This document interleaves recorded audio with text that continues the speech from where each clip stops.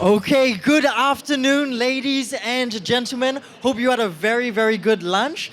We're back here for our second round of talks in today's event. And these are, again, they're going to be panel discussions where we're going to explore a wide range of topics about the job industry here in Singapore. Okay, to kick things off, we're going to look at what employers expect from job seekers. So many of you are probably looking for jobs or are using the event to try and network. A lot of valuable information will be presented here. Now, in terms of our speakers, we have Lance Fu, who is Group Head of Talent Acquisition, NCS Group. We have Vincent So, Vice President, Integrated Training, AETOS Holdings, and we have Lisa Asquith, formerly Chief People Officer, Love Bonito. And this session will be moderated by Alan Lim, Sales Team Lead, Job Street Singapore. Ladies and gentlemen, let's give them a warm welcome to the stage.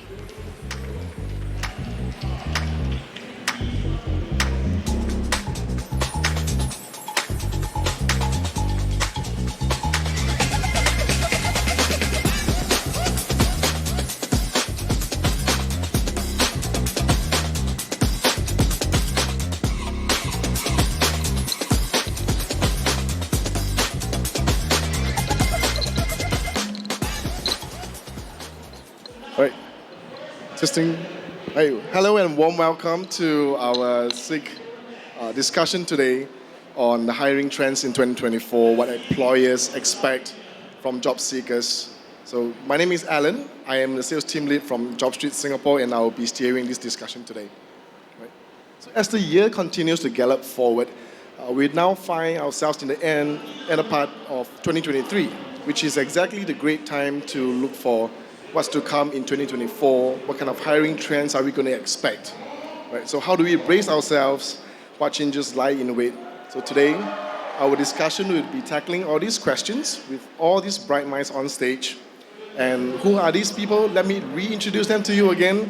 On the far right, we have Lance Fu, the group head of talent acquisition at NCS Group. So a warm welcome to you, Lance. Happy to be seeing you again. Thank you. Would you be happy to give us a glimpse into your world and perhaps some of the endeavors that NCS has been into right now? Hi everyone, I'm Lance. So currently I'm with NCS Group. So just to give you a flavor, NCS is wholly owned by Singtel Group. So Singtel currently is the 6th largest telco company in the world. So NCS is the largest technology hirer in Singapore. And actually, we have got 20 cities across Asia Pacific. Today, we have 12,000 people in NCS in Asia Pacific. And I actually joined them last year, May, on a very, very exciting task and also a mandate that is to hire 7,000 across Asia Pacific. Mainly technology, of course, but anyone that is pursuing something in terms of a job switch, if you're in business, if you're in sales, we're actually looking forward to hope to transfer your knowledge across from non-tech to tech. So this is the task that I'm delivered with, and I'm excited to be here to share more. Thank you. Thanks, Lance. All right. Next, we have with us today Lisa Asquith. She used to steer the ship as Chief People Officer at Love Bonito, right? And she brings a wealth of experience to us today. Lisa, we are honored by your experience and your presence. Could you please give us a brief peek into what's happening in your world right now and your association with Love Bonito, perhaps? Yeah, thank you so much, and thanks everyone for coming along. It's an interesting time for me. As you can see, I've got formally behind me on the sign, which means I have just left the business. So quite appropriate being at a job fair. I do have another role to go to, so thank you. But I can relate to where a lot of you would be at right now. It's that interesting space for me where I'm changing between two. So in terms of Love Bonito, we had a very busy time over the last couple of years looking at hiring. We have a very, very high retail presence in Singapore, and are expanding quite quickly with new stores coming open. So from those of you in the audience who are looking in that space in retail, there is definitely roles available. Do reach out. You can very easily go to a store, you can apply online. So there are roles there. But from that bigger perspective that we're talking about today, outside of retail, I've worked across many different industries in Singapore, previously at the airport with Donata, running thousands of staff there and seeing how AI and tech have been impacting that. So I think that's probably going to come into some of our discussions today about how jobs really are changing and what we can do to give you some tips and advice around helping you adapt to that and also develop your career strategy, which is personal to you, how you can really, really grab that and move forward in today's environment. Right. Thank you, Lisa. All right, and beside me we have Vincent So. He's the Vice President of Integrated Training at Atos. So Vincent, thrilled to have you aboard with us. Could you maybe share some of your journey with us as well as what's exciting at Atos Holdings right now? Sure, thanks for having me. Hi everybody, thanks for taking time during your lunch break to join us. I'm Vincent from Atos. Atos is a unified solution provider, security solution provider. Actually, we provide manpower services, technology, and as well as training and consultancy services. We are always, just like Bonito, we are constantly looking to recruit good talents who are willing to and open to the industry to join us. I head the training academy, so I'm leading the training transformation in the organization. At the same time, the training academy also provide both in-house and external training for the public as well and for other corporates. Yeah, so we look forward to have an engaging session with all. Thank you. Thanks, Vincent. Right, so without further ado, I want to kickstart our panel discussion today. And the first topic is really about the job market outlook for job seekers. So being at Job Street, I get this question really, really often. What industries and what jobs are currently in demand? Right, so I think many of us here are also constantly thinking about this, especially at the career fair. We see a lot of different industries, a lot of different companies here today with us.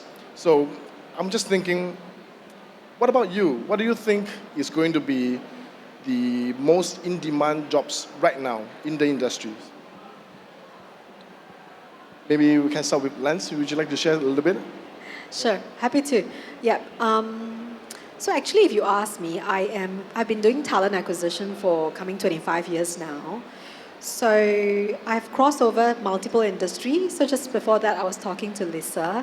Before I joined the tech industry and the fintech industry, I was in the consumer industry, just like her previously. And before that, I was in the media industry. So NBC Universal, LuxAsia, Fiserv, and then now, of course, Singtel and NCS Group. At any point of my career as a talent acquisition person, there is always a company that's looking for talent. So the need of the industry fluctuates. So of course, today, maybe because we're looking at our handphones, we're looking at our computers, tech does come across to you as one of the most highly sought after industry. But I need to be really fair to all my fellow talent acquisition personnel out there and also the fellow HR leaders here. All the industry are looking for people. You have to first look for your passion, all right? So where it leads that to. So we do have tech people who leave what they have studied for to do something that they're interested in. It could be in F&B, it could be in travel. It's unique.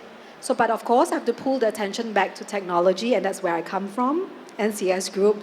So we are the largest hirer now in Singapore, as I've mentioned. We have a variety of tech roles, from application, infrastructure, cyber, engineering, you name it. So we are also having an opportunity to bring students that comes out from ITE, Poly, degree, and as a fully funded, bond-free work-study program that we offer. Bond-free, fully funded. The moment you step up, or even if I notice that there's a different crowd of people here, so if you do have children that is graduating from a diploma or graduating soon from diploma, you can imagine NCS is happy to fund them from a tech or non-tech background to join us. So this is, I think, the skill set that we are looking for, but remember one thing, passion. Yeah, okay, and maybe I just chime in a little bit. I totally agree with Lance on the, you need to have passion, obviously, right? But I think that also, I think today in the growing job roles that is actually currently is largely fueled by technology, which I totally agree, digitalization, but also sustainability. I think these are the areas which I think that the jobs are being created. Demands actually for such jobs actually has increased, such as data scientists or even cybersecurity personnel. So actually this has grown actually at least about, and expected to grow at least about 30% in the next few years until 2027, according to the World Economic Data. So I think that those are important nuggets that we can take away with. And of course, the investment in the green transition as well as also climate change will also, again, fuel industry transformation and create new job roles, even things like sustainability officers, or even maybe renewable engineers, renewable energy engineers and things like that. So these are the areas. But again, I totally agree that we should not just focus on those. Those are the fast growing roles. But across industry, actually, if you're open about it, there are actually many other job roles because these are also industries, forward-looking company, organization like NCS, ATOS, even Bonito, will constantly be adopting new technology, and hence we actually changed, right? And we continue to create new job roles. For example, ATOS today, instead of being a labor-intensive manpower company, actually we have leverage on technology. And many new roles are being created, for example, like ops tech specialists, even solution architects, and even things like, a remote monitoring specialist in our integrated command center. I think that you have seen those before. So those are indeed, so I think that the key point here is that we just need to open up and be receptive and be willing to pivot to new industries and as well new job roles. Yeah, no, I'd have to agree with that as well. I think we don't, sitting here in this room right now, there's quite a few of us, but we actually don't know what new roles are going to come up in the next 2, 3, 4 years. There's so much coming forward, and as you mentioned, just the whole IT tech space, the AI-enabled technology, the sustainability agenda, that's changing everything we see right now. So we will see whole new industries spring up. And this is what's happened at every revolution in time. Every time something changes majorly, like AI coming in, new industries get born. We just don't know what they look like quite yet. But what we do know, and what I hope would help you as job seekers, is that some of those key skills that you're looking for.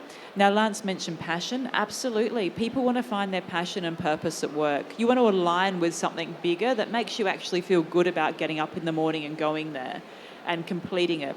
But also from a senior management point of view, what we're looking for so often now are people who are good project managers. You know, you don't have to be the tech expert, but can you run a project? Can you bring together multiple stakeholders? Can you ensure everything's delivered well and on time? Can you cost it out? I would really recommend, if you're not sure where you're going right now, have a look at things like project management. Those skill sets will help you no matter what industry you end up in.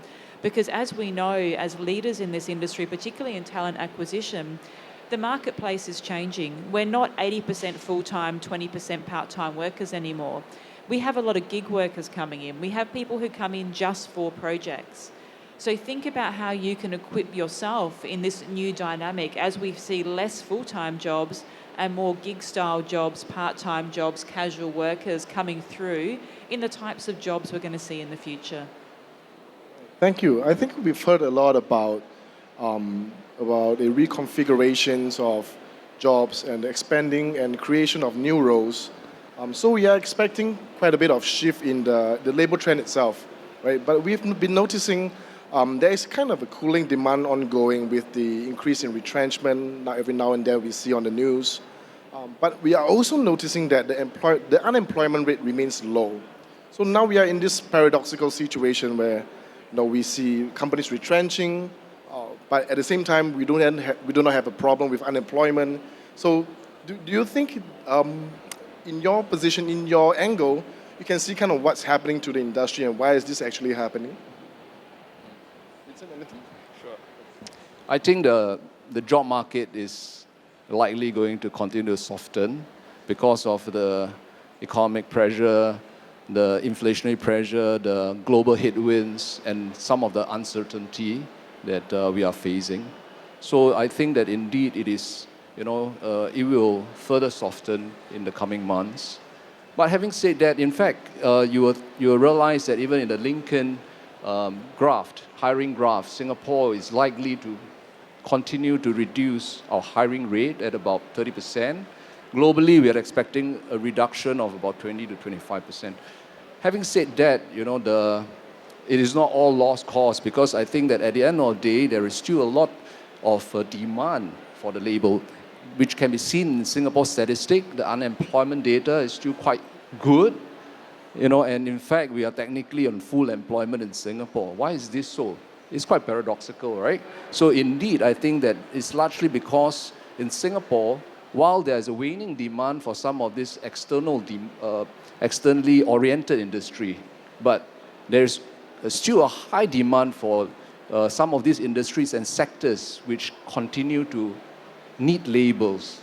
And many of these include security sectors, healthcare, and even social sectors. So you'll realize that actually, what does it mean at the end of the day? It actually just parry off what is actually increased, or what is your losses in some sector actually is offset by some of the gain in others. And of course, second point, which we have already alluded to, because of the challenges that the world is facing, cyber threat, climate change, continue to make industries, forward-looking industries, as well as companies and organizations wanting to solve these issues, and new job roles are created. Hence, all the AI, machine learning specialists, data scientists, and things like that continue to be created. So, bottom line is, I think at the end of the day, while there's some cooling effect on certain industry, overall there's still pocket of opportunity everywhere that we can continue to exploit. And I think job seekers should have confidence in the industry and in the sector. Yeah. Like the opportunities we see today at the career fair. Exactly. Yeah, maybe I will just chime on in. So a little bit of participation from the audience. How many of you have heard of this word called musical chair? Thank you. All right. So actually, if you ask me, I think why the unemployment rate is low is because this constant musical chair. So for example, if today there's an empty chair here, there's no empty chair here, right? So if let's say I don't stand up, we are all employed. But if let's say today I make a decision to do something, maybe take a sabbatical leave, or maybe join something to do it on just a gig project, I would have lifted myself up from this chair, it vacates it. But there will always be a talent from the audience that will say, hey, I would want to take this opportunity and fill up this seat very quickly. So the reason why is because in Singapore, we have been very prudent to create new roles, sustainable new roles as well. But of course, I would like all of you here, I think there's a good mix of both local talents and foreign talents. We have to be understanding where we do come from. There are opportunity here in Singapore for you. But likewise, there are also a lot of talent from the overseas market that would want to consider. But if you value your roles here, you are doing your job well, you're performing, you're waiting for the next opportunity within your good organization to move internally, or the next opportunity for you to take a leap of faith, then you vacate the role for someone else. So this is where I think, to just answer your original question, why unemployment rate is low, is because I think we're respectful of the role that we hold, and until when something more exciting come along, we'll then go forward. So I think what I'll urge all of you here who are job seeker, it doesn't mean that people who are not in this fair are not looking for a job. There are people who are looking for a job perpetually. They're looking for the better opportunity. So what more and more organizations are doing, the larger ones, we have internal gig roles. So we call it the talent marketplace, right? So maybe before all of you, if let's say you're still employed, if internally consider that first, but if you are currently looking for something exciting immediately, just be a little bit more open, look out from the different industry, look out from a different job role. So I think that might bring fresh perspective. Right, thank you, Lance. Lisa, I have two questions for you. I'm going to move into what we are thinking is going to be the hiring trend for 2024. So a little bit of looking into the future and predicting what's going to come. I know it's not going to be easy. Nobody's going to be exactly perfect at it, right? If not, we'll be somewhere else, right? But for 2024, you mentioned an example would be being a project manager. Right, that should apply in most cases and pretty general. It should be something that, if you are looking to be more versatile, it's a skill set that you might want to take up. Right? So other than being a project manager, What would you think are the skill sets that someone can acquire to prepare themselves for what's coming up here on 2024? Yeah, no, thank you. Good question. And you're right, it's a bit of a Pandora's box at the moment. So we are guessing a bit because we're on the cusp of change, which can take us in lots of directions. But the skill sets, looking at project management as an example, it's really being broader in your approach. It's having some deep knowledge in whatever your key current area is, but then going back to the top and looking at how you go across and learn knowledge in other areas. So for project management, you need basic P&L understanding. You need to have that, not an accounting background, but understand how a P&L works, what you look for in a P&L to make sure that whatever project you're looking after, you understand the financial implication of it. Now, you might just be given a budget, and that's fine as well. You might not have that depth of knowledge, but if you've got a budget, you need to know how to maintain it, work towards it, and deal with any obstacles along the way. So learning some basic financial skills in terms of business management is really helpful. Then from that project management point of view, strengthen your tools. We're in a fantastic age right now where we can jump online. We've all got access. It'd be very unusual not to have access. You can actually learn your basic PowerPoint slide skills. You can do your basic Excel skills. You can do all of those things online. And they're all key things a project manager needs. You need to be able to understand Excel and be able to manipulate data and create charts and actually help people along the process of the project with check-in points. So learning those key skills will help you no matter what role you go to. So have a look at that. And then obviously we're in Singapore. We're very lucky. Reach out. The government has so many courses that they will give you either free of charge or at such incredibly low cost. You might as well utilise it. Broaden that skill base. It might not be your key skill today, but if it can add to what you already have and broaden your knowledge, then it's going to make you more appealing to the job market as well. Right. Thanks, Lisa. I think I do want to quickly go into what we are thinking as employers. So, as leaders in your own organizations, you have been building your teams and bringing them success. Going through all the learning and trainings. So, can you tell us what are we expecting, or what are we looking at when it comes to hiring? What kind of people? What are some traits and personalities that we look for in a potential employee? Maybe Lance? That sounds like the perfect question for me because I'm doing recruitment, right? Yeah. So actually, because currently when I'm looking at my hiring manager, when I go to them, typically they will say, "Hey Lance, this is the job description." And I will inform them that, hey, when I do put up this job description in JobStreet, in SICK, there will be a lot of applicants. But what really set the applicants apart is the ability to present themselves when they are shortlisted, right? I cannot determine, because we are dealing with thousands of candidates. We have a few hundred roles that's open right now with NCS. I can't say that who will be shortlisted, but all I could give an advice to the people who are shortlisted is to be open. And one of the skill set that you must probably look out for is listening skills. So to be very successful these days, I noticed that people are getting around their work and they're delivering a lot, but they forgot to listen. They forgot to listen about what is the next challenge that will be coming along, preempting it. Because day in, day out, if you're just doing your job itself, that's where you start to question, why am I here? What can I do more? So when they go for the interview, they are very quick to present what I call their solution to the next employer. But I always ask my candidate, ask good questions. Ask questions that you would really want to listen to, and ask yourself, do you really want that role? Do you really want to be in that team? Do you really want to work with that hiring manager? So all of you here are job seekers, but someday, somehow, you might also be hiring manager. You must also understand you're not just the one that is going to be interviewing them. They are interviewing you. So all of you today will be interviewing your employer. So listen to what they share with you. That skill set sets you apart in looking for the right role.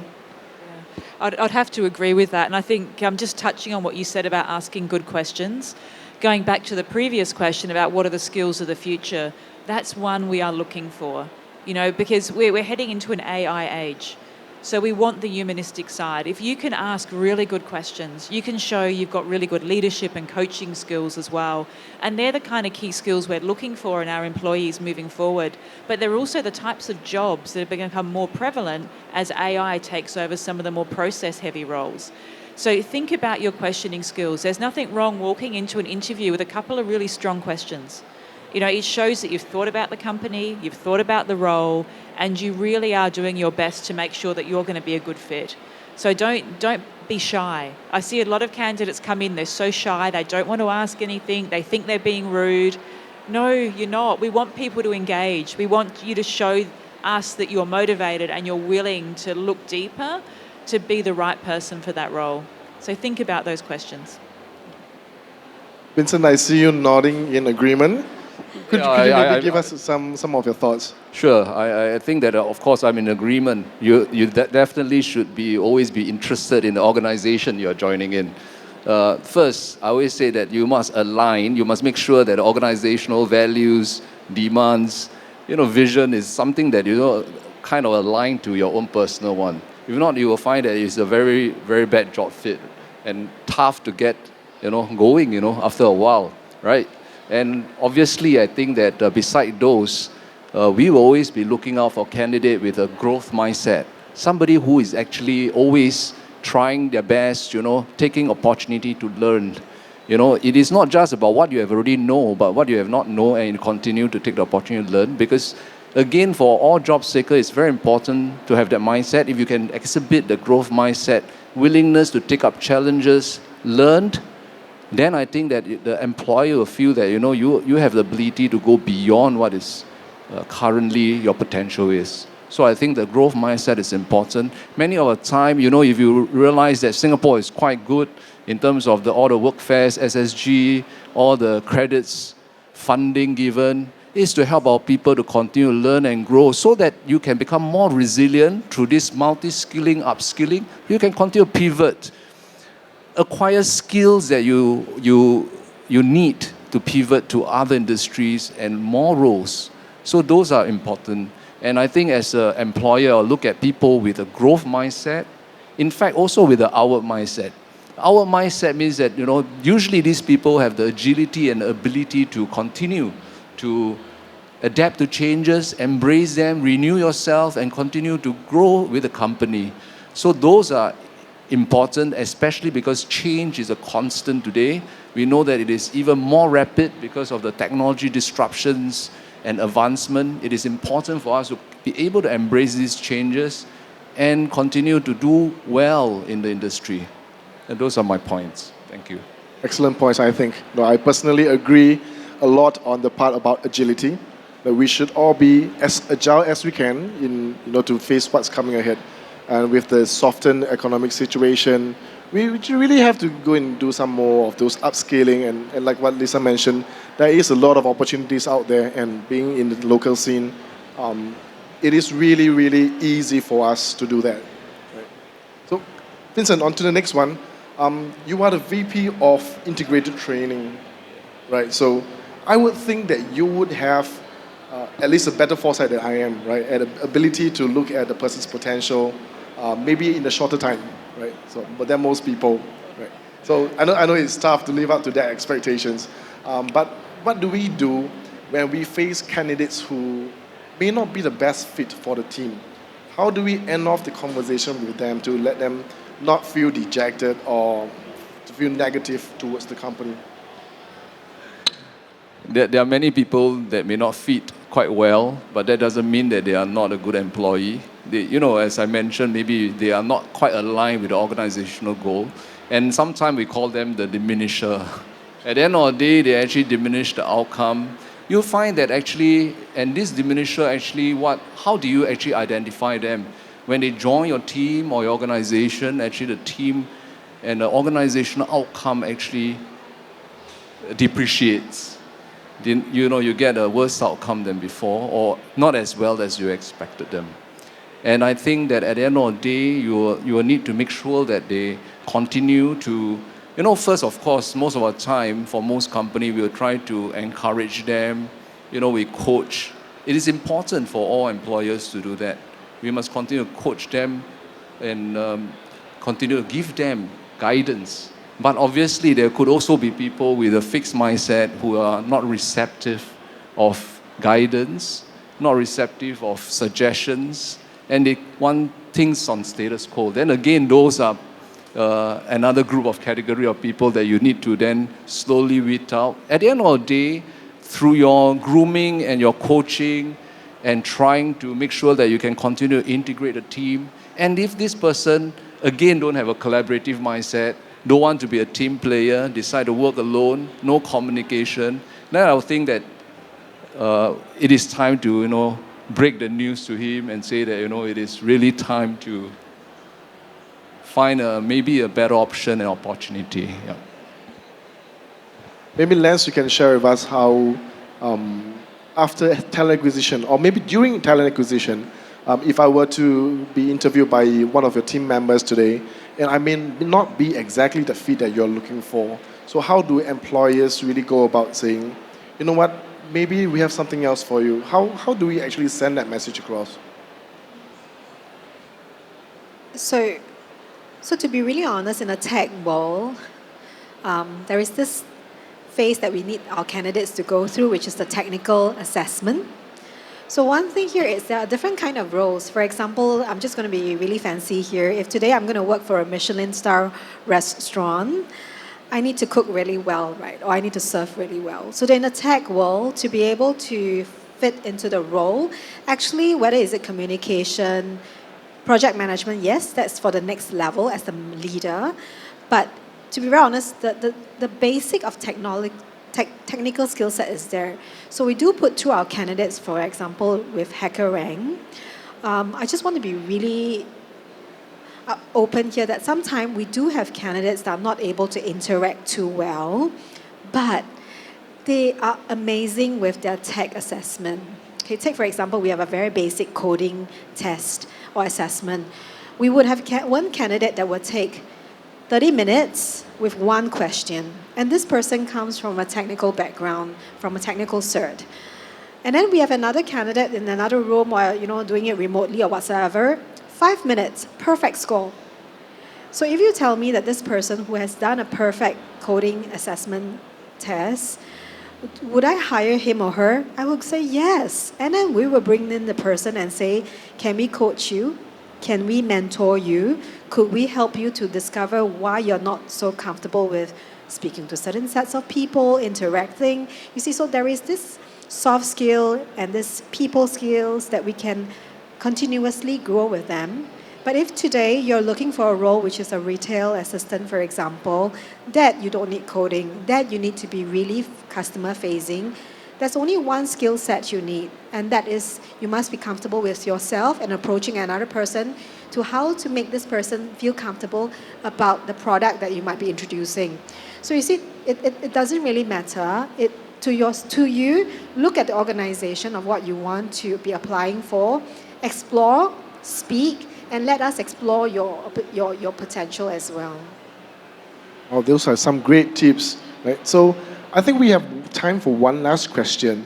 I know we've spoken a lot about upscaling and opening up a horizon to see what's more out there for us. So maybe other than those stuff that I've prepared, if I'm going for an interview today, like many of our people here, we may have an interview going on for you later on with some potential employers. So maybe you can drop us some tips.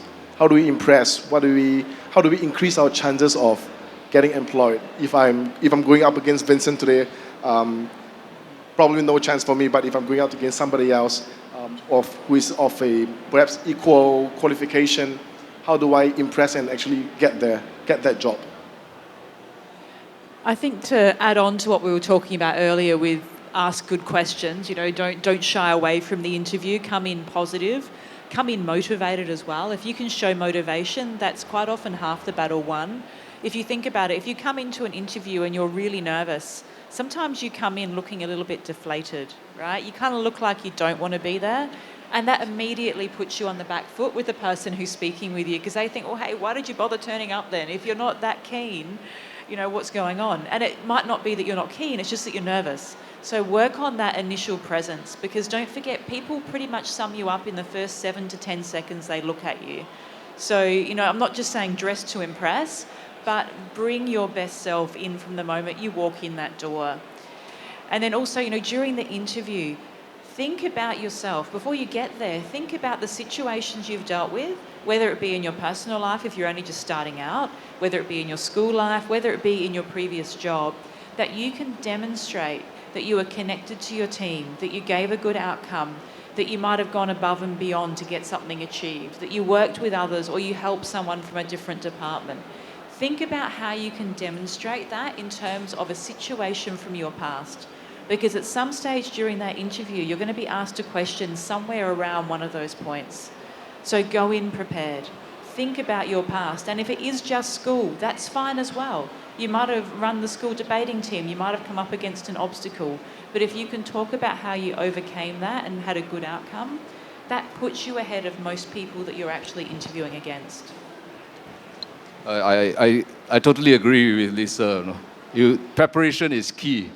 There's no shortcut to it. I think that at the end of the day, you must first have a good resume, right? Prepare it well. That's the first cut. If you don't even have a good resume, nobody's going to even shortlist you and interview you. So please put it. I think they have some good guidance or some booth providing this service, helping you to spruce up your resume. So I think it's extremely important. First cut is resume. Then follow on, you please prepare for an interview. Don't go to an interview without knowing what does the company does. When we ask you what do we do, you can't even say a thing about it. I think then you will definitely not be too suitable about it. I just have a word of advice to job seeker out there. I think first have the correct mindset. Be willing to accept changes. You must have the correct tool set, competencies, and of course also the right skill set. You must have the right skill set. With these three, I think that you can navigate the wind of change and ride the tide of growth.